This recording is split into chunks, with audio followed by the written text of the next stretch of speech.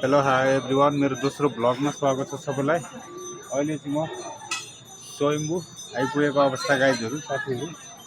I hope देश विदेशमा पनि हाम्रो दाजुभाइ दिदीबहिनीहरू सन्चै हुनुहुन्छ होला। सबैलाई मिस गरिरहेको अवस्था। ल हेर्नु होला, यस्तो छ यो भ्यूहरू चाहिँ। आज वेदर पनि अलिकति एकदम क्लियर नखुलेको अवस्था। ल साथीहरू, हजुरहरूलाई मैले एकदम दामी भिजिट गराउँदैछु, यता भ्यूहरू देखाउँदैछु है। ल हेर्नु होला, एकदम बवाल छ साथीहरू। आज एकदम भिड छ है, एकदम गुड प्लेस। ल एकदम दामी छ, बवाल छ स्वयम्भू। ल यस्तो छ साथीहरू गाइजहरू। ल हेर्नु होला,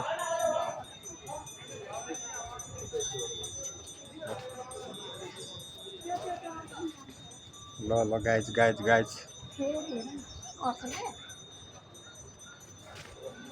ल यस्तो छ है, यस्तो छ।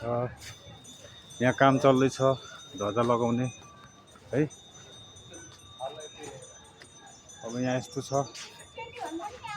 यहाँ फेरि डग एकदम थाकेर सुतिरहेको अवस्था है गाइजहरू। रातभरि ड्युटी गर्दो रहेछ डगले पनि है।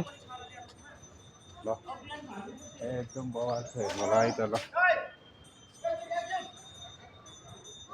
ल साथीहरू,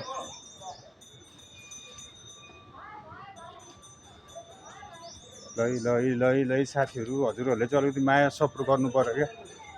युट्युब च्यानलमा गएर सब्सक्राइब हानिदिनु पऱ्यो क्या गाइजहरू। साथीहरू सबैजनाले सपोर्ट गर्नु पऱ्यो है त हजुरहरूले। ल अब यस्तो छ होइन। फेरि अब यहाँ स्वयम्भू भनेपछि अब अर्को भ्लगमा चाहिँ हजुरहरूसँग फेरि अर्को ठाउँ गएर फेरि हजुरहरूलाई एकदम राम्रो न्यू भ्लग लिएर आउँछु है त। सबैलाई बाई बाई, जय नेपाल। मस्त रहनुहोस्, खुस रहनुहोस् हजुरहरू।